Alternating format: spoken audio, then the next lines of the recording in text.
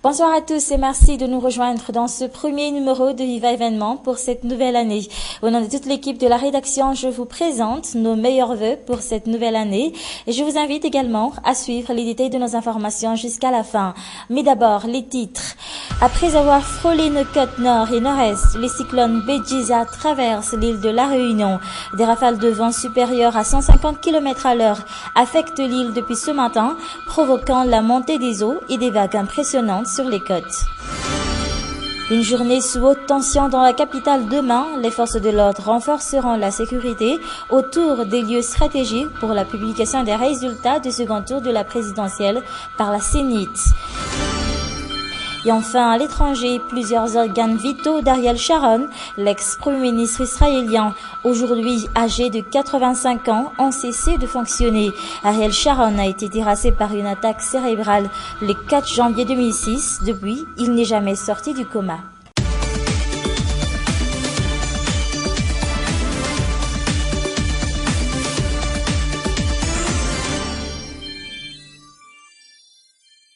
Voilà pour les titres et tout de suite les détails de nos informations. On entame la première semaine de 2014 depuis hier, une première semaine qui devra se dérouler sur fond de tensions politiques dans la capitale. Pour beaucoup, c'est aussi l'occasion de formuler ses vœux pour la nation pour cette nouvelle année.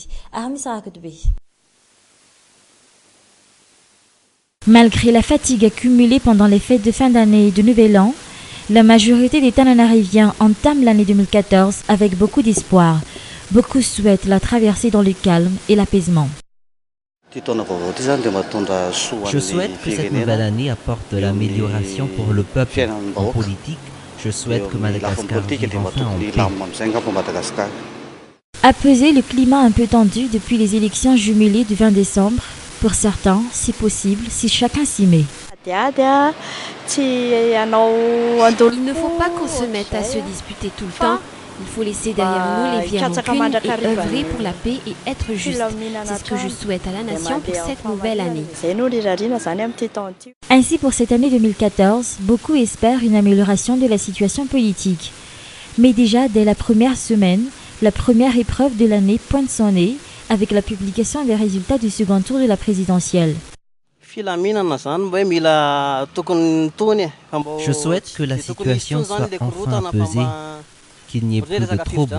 Concernant les élections, il faut laisser de côté la politique, que tout le monde accepte celui qui sera élu.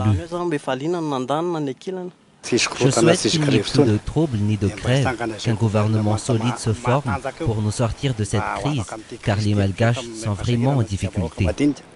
Une situation politique sereine pour mettre fin à la crise et enfin parler de développement du pays. Comme elle l'a annoncé en début de semaine, la Sénat procédera demain à la publication des résultats provisoires du second tour de la présidentielle. Une journée sous haute tension, les forces de l'ordre se tiennent prêtes depuis ce matin pour couper court aux éventuels troubles qui pourraient se produire demain dans la capitale. La sécurité sera notamment renforcée au maximum dans les lieux stratégiques. Les forces de l'ordre confirment les rumeurs selon lesquelles des troubles pourront se produire demain après la publication des résultats provisoires du second tour de la présidentielle par la Sénat. Des troubles fomentés par des groupes d'individus bien déterminés à semer la panique dans la capitale. Mais si demain rien ne se produit, les forces de l'ordre sont bien décidées à renforcer au maximum la sécurité en Tananarive, surtout dans 2 endroits à risque pour la journée du vendredi.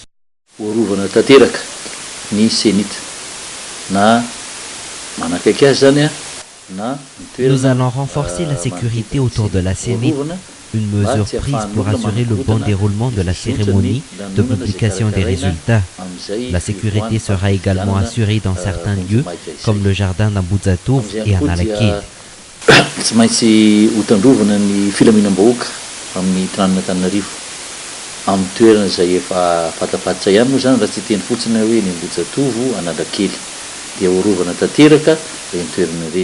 Depuis la tenue des scrutins jumelés, la principale mission des forces de l'ordre est aujourd'hui la sécurisation des résultats des votes. Elle ne s'achèvera qu'après quelques semaines de la publication des résultats définitifs par la Cour électorale spéciale.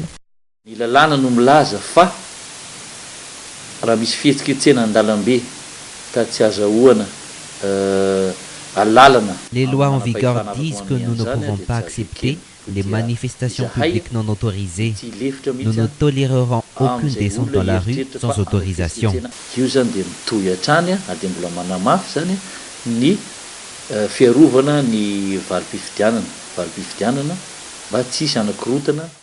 Les forces de l'ordre restent très discrètes quant aux stratégies qu'elles vont adopter pour les prochains jours. Mais dans tous les cas, trouble ou pas, aucun incident ni rumeur n'est pris à la légère par les forces de l'ordre durant cette période post-électorale des plus tendues. Et en parlant toujours des affaires politiques, le président de la transition André Rajoelina a prononcé son dernier discours de fin d'année dans la soirée de mardi.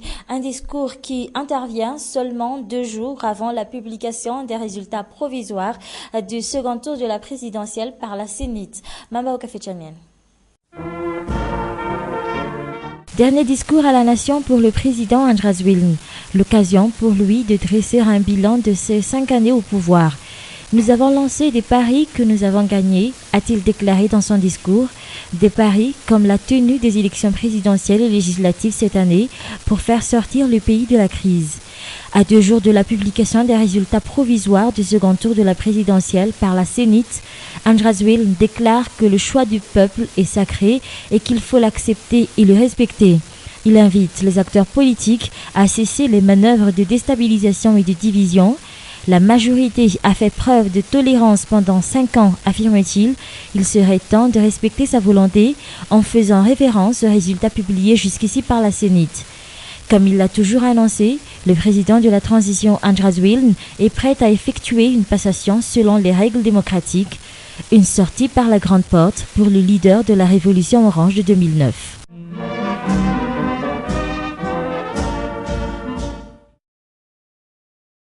Montée des eaux, radiers submergés, des vagues impressionnantes, violentes rafales de vent, les éléments se déchaînent au passage du cyclone Béjiza sur l'île de la Réunion. À 16 heures, ce météore a frôlé la côte ouest de l'île. Des rafales de vent supérieures à 150 km/h vont continuer d'affecter l'île au cours des prochaines heures jusque tard dans la nuit avant une amélioration progressive. L'alerte rouge reste en vigueur sur l'île française. Le centre de Béjiza va progressivement commencer de s'éloigner de la Réunion, poursuivant sa route vers les latitudes sud. Mais le temps ne va cependant pas s'améliorer tout de suite à la Réunion. La forte houle cyclonique va continuer de déferler sur la majeure partie du littoral avant de commencer de s'amortir. Voilà pour cette page météo revenant dans la capitale pour continuer ce journal. 17 personnes victimes du coma éthylique pendant les fêtes de fin d'année. Elles ont été prises en charge par le service des urgences de l'hôpital Ajiara. Contrairement à Noël, 3 décès sont recensés dans cet hôpital pendant les fêtes. Mais cette année, aucun cas d'intoxication alimentaire n'a été enregistré pour l'instant. En tout, 226 personnes ont passé les fêtes aux urgences de l'Ajiara. Et comme tous les ans, la majorité d'entre elles se sont blessées au cours de bagarres en tout genre. Ainsi, les fêtes de fin d'année sont enfin terminées. La reprise du boulot est un peu morose. Comment gérer ces lendemains de fête toujours difficiles? Comment retrouver la forme après les excès en nourriture ou en alcool pendant les fêtes? Nous avons posé ces questions à certains d'entre vous. Nous avons également demandé l'avis d'un médecin. Leur réponse dans ce reportage d'Anna Muriel et de Janelle.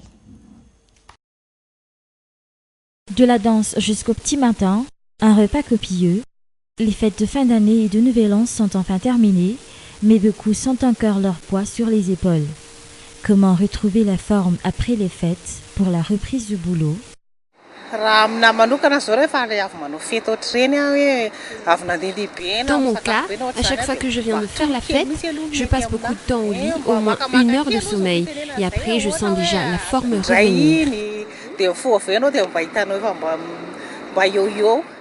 D'autres choisissent de manger léger pour avoir un peu de tonus. J'aime surtout retrouver la forme en mangeant de la soupe au poulet 3 fois en une journée. C'est vraiment revitalisant, ou de la soupe aux légumes. En plus, c'est bon. Et dans certains cas, on attaque le mal par la racine. J'achète de l'huile spéciale pour faire des massages sur tout le corps. La préfète est toujours difficile à gérer. À cause de la fatigue, on s'expose facilement à toutes sortes de maladies. Mais d'après ce médecin, il faut tout simplement adopter les bonnes méthodes pour retrouver vite sa forme.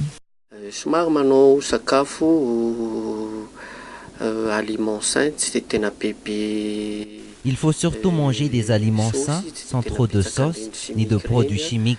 Il faut manger léger après les fêtes et aussi boire beaucoup d'eau, au moins 1 litre par jour. Prendre le temps de faire une sieste au lit et faire des activités sportives. 500 ml à 1 litre isan'andro ny olona anankiray. Eo ihany koa ny torimaso. Ilaina ihany koa fanaovana activité sportive. Et pourquoi ne pas prendre des vitamines pour plus de vitalité? Mety misy contre-indication ihany rehefa tsy teny hoe vitamine dia hohanina foana. Certaines vitamines ont parfois des contre-indications. On ne peut pas tous les manger. Les vitamines effervescentes sont par exemple déconseillées aux personnes faisant de l'hypertension ou les cardiopathes. Certaines vitamines sont aussi déconseillées aux personnes épileptiques. Les lendemains de fête sont souvent accompagnés de toutes sortes de maladies. Parmi les maladies les plus fréquentes, la toux ou encore la grippe. Dans les actualités internationales, l'état de santé de l'ex-premier ministre israélien Ariel Sharon, dans le coma depuis près de 8 ans, s'est brusquement aggravé. C'est ce qu'a indiqué hier la radio militaire israélienne. Plusieurs organes vitaux d'Ariel Sharon, aujourd'hui âgé de 85 ans, ont cessé de fonctionner. Ariel Sharon a été terrassé par une attaque cérébrale le 4 janvier 2006. Ses fils sont aujourd'hui à ses chevets dans un hôpital de Tel Aviv. France 24. Son décès pourrait être une question de jour, selon le quotidien israélien Haaretz. L'état de santé d'Ariel Sharon, 85 ans, s'est brusquement dégradé suite à une intervention chirurgicale. Il souffre de graves problèmes rénaux et a été transféré dans le service des urgences. Hospitalisé dans cet hôpital près de Tel Aviv, l'ancien Premier ministre est dans le coma depuis 8 ans, presque jour pour jour. Le 4 janvier 2006, il est victime d'une attaque cérébrale. Depuis, il est sous respirateur artificiel et n'a jamais manifesté de signe de réveil. Ancien général, pilier de la droite israélienne, il dirige l'invasion du Liban en 1982 en tant que ministre de la Défense, avant d'être contraint à la démission après le massacre des camps de réfugiés de Sabra et Shatila. 20 ans plus tard, il revient au premier plan et devient Premier ministre. Nous sommes en 2001. Fervent partisan de la colonisation, il organisera pourtant le retrait israélien de la bande de Gaza et le démantèlement des colonies installées dans cette région. Le soulagement en Antarctique. Un hélicoptère chinois a réussi à porter secours aux 52 passagers d'un navire russe qui étaient prisonniers des glaces de l'Antarctique depuis 9 jours. Reportage. Leur salut est venu des airs. Bloqués depuis 10 jours en Antarctique, les passagers du MV académique Chowalski vont enfin pouvoir quitter la banquise. On vient de nous apprendre que l'hélicoptère du brise-glace chinois Zhulong est en approche et pourrait utiliser notre héliport derrière moi. Si tout se passe bien, nous serons partis dans 1 heure. Cet héliport de fortune, ce sont les naufragés eux-mêmes qui l'ont créé en tassant la neige pendant plusieurs heures. Ils sont 74. Des touristes, des scientifiques, des membres d'équipage bloqués ici depuis le 24 décembre. Tous étaient venus reproduire une expédition australienne menée il y a un siècle au pôle Sud. Mais leur navire, le MV académique Chowalski, s'est retrouvé piégé par les glaces. Une couche de 3 mètres qui a empêché au moins 3 tentatives d'approche de brise-glace. Avec suffisamment de vivres pour tenir plusieurs semaines, les passagers avaient pris le parti d'en rire. Pour tromper l'ennui, ils avaient même organisé des jeux, des randonnées et diffusé des vidéos sur Internet pour Noël et le Nouvel An.